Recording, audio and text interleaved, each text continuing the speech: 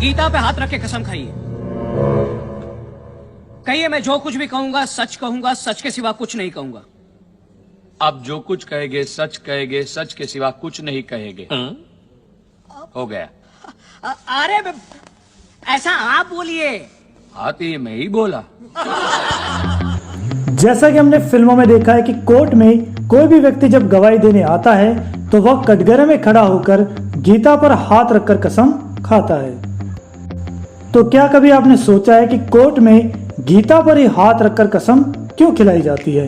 रामायण या किसी और ग्रंथ का उपयोग क्यों नहीं किया जाता? तो क्या आप जानते हैं कि यह प्रथा कब शुरू हुई थी और क्या आज के टाइम में भी कोर्ट में गीता पर हाथ रख के कसम खिलाई जाती है?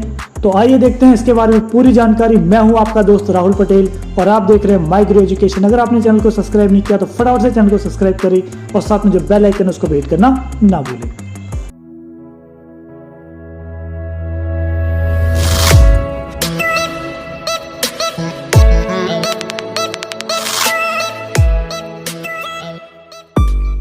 भारत में मुगलों और अन्य शासकों के समय धार्मिक किताबों पर हाथ रखकर शपथ लेने की प्रथा थी। दरअसल मुगल शासक अपने लाभ के लिए झूठ बोलते और छल कपट किया करते थे। भारत के नागरिकों की बातों पर उनका बिल्कुल विश्वास नहीं था, लेकिन वो ये बात अच्छे से जानते थे कि भारत के लोग यदि अपने ग्रंथों की कसम खाए तो वो झूठ नहीं बोल सकते। वो जानते थे कि भारत में सत्य वचन के लिए गंगा जल परंपरा है। उस समय सिर्फ गीता का ही उपयोग किया जाता था, इसका कोई सटीक प्रमाण नहीं है। शायद ये कारण हो सकता है कि भारत में 300 तरह की रामायण प्रचलित है। तुलसीदास जी ने जो लिखी है वो रामचरितमानस और वाल्मीकि जी ने जो लिखी है वो रामायण है। तो हो सकता है कि 300 तरह की रामायण में से कौन सी रामायण का उपयोग किया जाए, ये बड़ी कंफ्यूजन की स्थिति रही होगी। इस समय तक यह एक दरबारी प्रथा थी कि इसके लिए कोई कानून नहीं था, लेकिन अंग्रेजों ने इसका कानून बनाया और इंडियन ओथ्स एक्ट 1873 पास किया, जो सभी अदालतों में लागू किया गया। अदालत में कसम खाने की प्रथा स्वतंत्र भारत में 1957 तक रही। भारत में गीता पर हाथ रखकर कसम खाने की प्रथा 1969 में समाप्त हो गई और इसके स्थान पर ओथ्स एक्ट 1969 पास किया गया और अब शपथ सिर्फ एक ईश्वर के नाम पर खाई जाती है।